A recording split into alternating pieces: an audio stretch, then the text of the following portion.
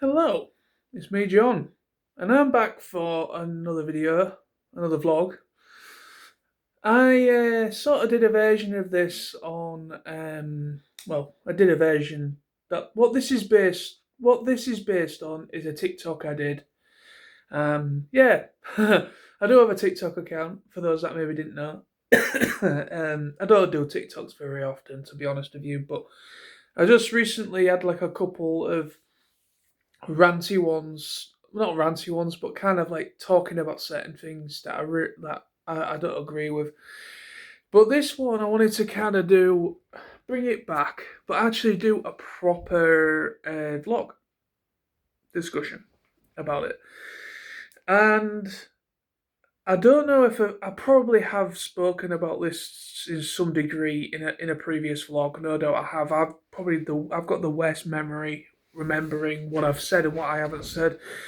I have a habit of repeating myself, but I wanted to do this, and it's something that I have been observing and I have seen, and I follow a couple really good YouTubers that are well that are foreigners, English people that live in Japan, and they're like full time YouTubers, and those people, of course, is Chris Broad, aka Abroad in Japan, Sea Dog VA, and a couple of the Trash Taste guys. If you don't know who they are, just give them a Google.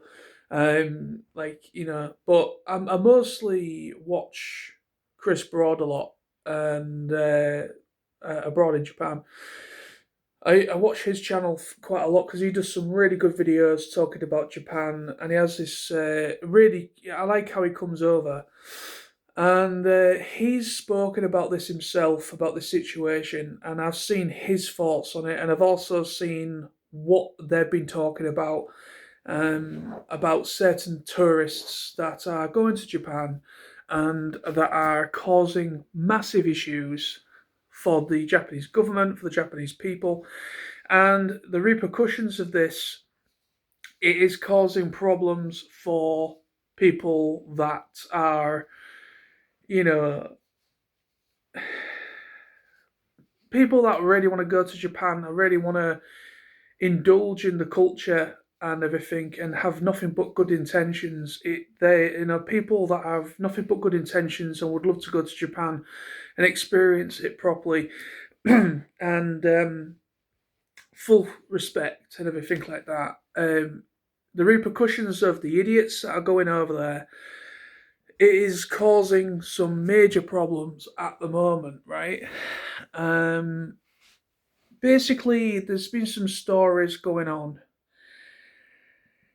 There's been some stories, and also a lot of this is all true as well because you can literally look it up if you wish. But there has been some cases of certain tourists going to Japan and basically disrespecting the Japanese culture or the culture, and going on public transportation with massive big loudspeakers and doing like karaoke and basically dancing and faffing about on the trains and on buses.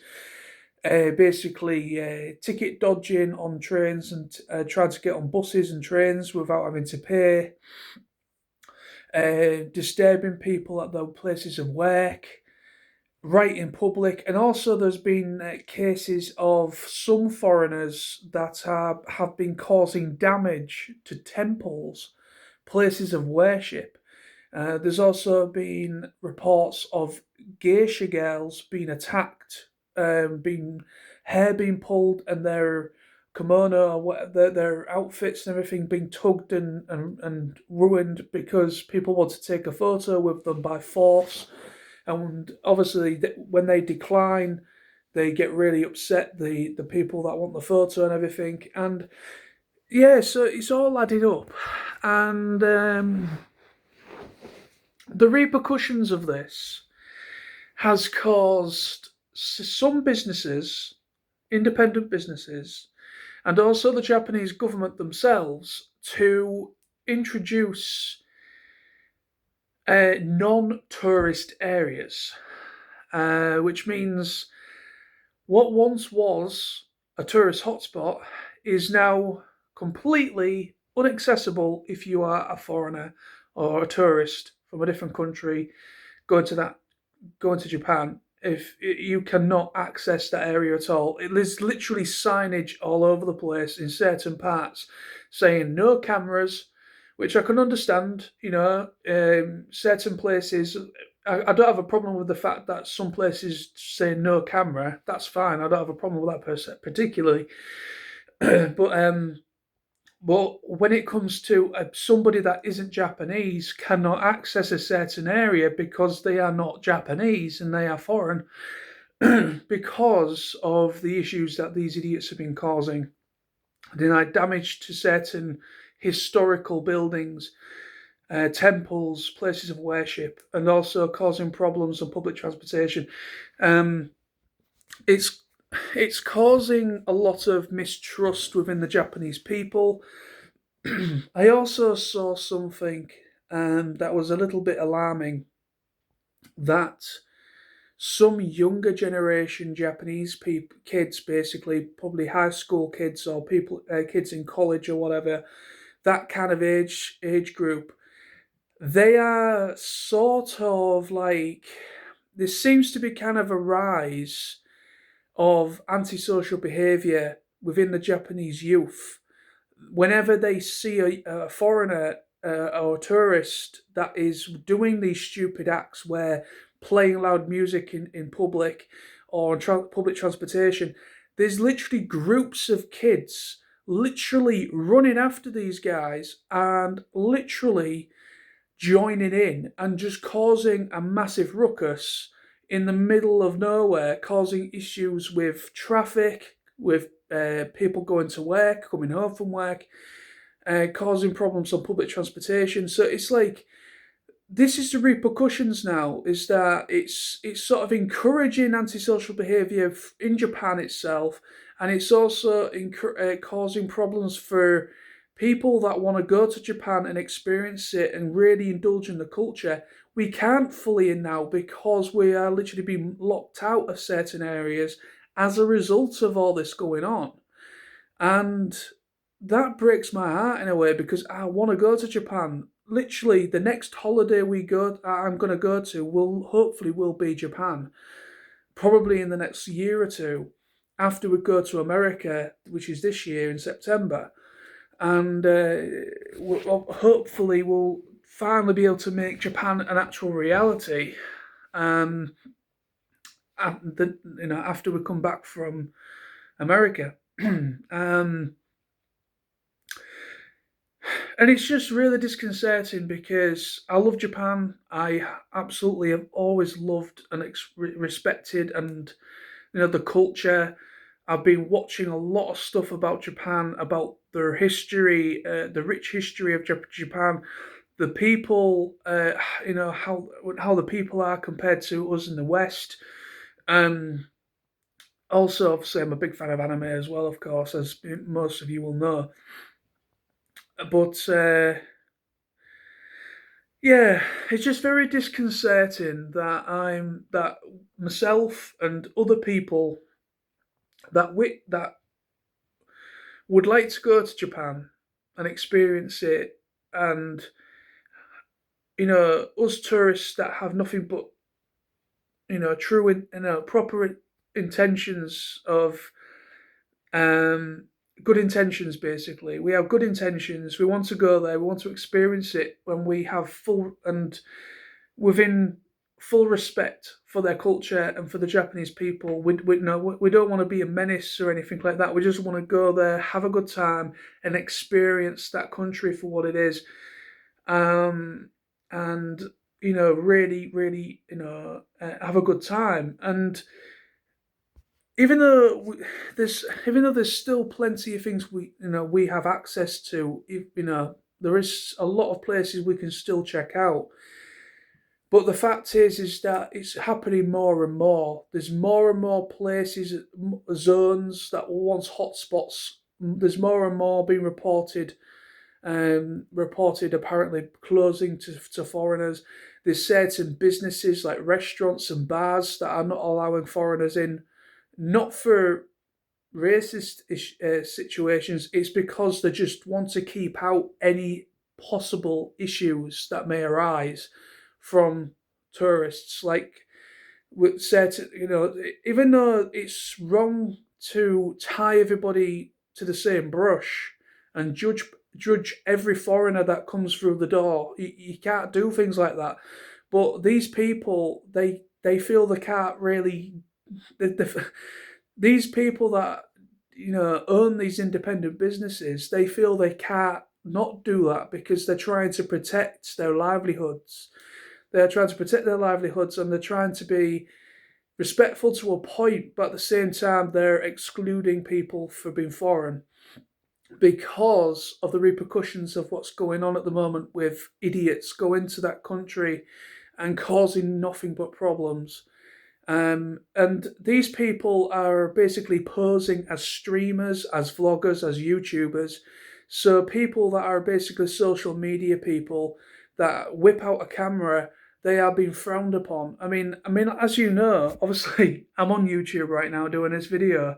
I'm a YouTuber, but I'm not an obnoxious YouTuber. I will never take my camera out and forcibly put it into somebody's face without their permission. I will never do that without their permission.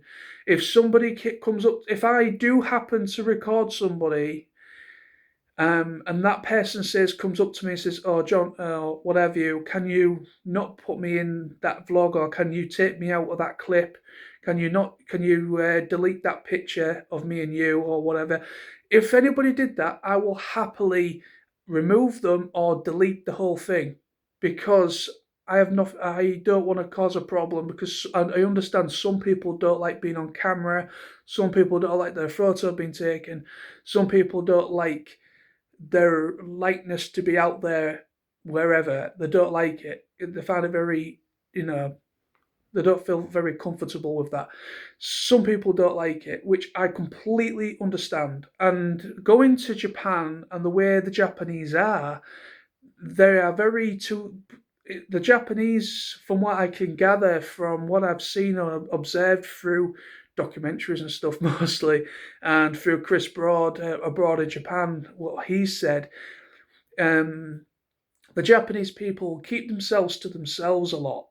They are pretty quiet for the most part. If something was to happen, if somebody was like I don't know, say if like a situation arose, a lot of the Japanese people would kind of like put their heads down and quickly walk away from it. They won't kind of get involved. They will just sort of subtly just ignore it. That's just the way they. That's just the way they are. They'll just ignore it a lot. And when it comes to public transportation, you have to be quiet. On the trains and on buses, you can't be loud. If you have a phone call, there's been rumours of people that have simply just had a simple phone call on the bus or on a train, and you know it's frowned upon for making too much noise when people are trying to commute from work and what have you. It's just the way their culture is. It's just being respectful of the people around you. It's being respectful of the people around you. The Japanese people have respect for for other people's belongings. They have respect for surroundings and certain spaces on the bus, on public transportation. That's just the way they are. They have respect for their surroundings. They have respect for others, and they have respect for people's belongings and stuff. That's just how they are. And yeah, it's just. Yeah, I just wanted to make this, even though I didn't have to, but it's something I've been observing, and it's been really ticking me off. And it's again idiots making it worse for others.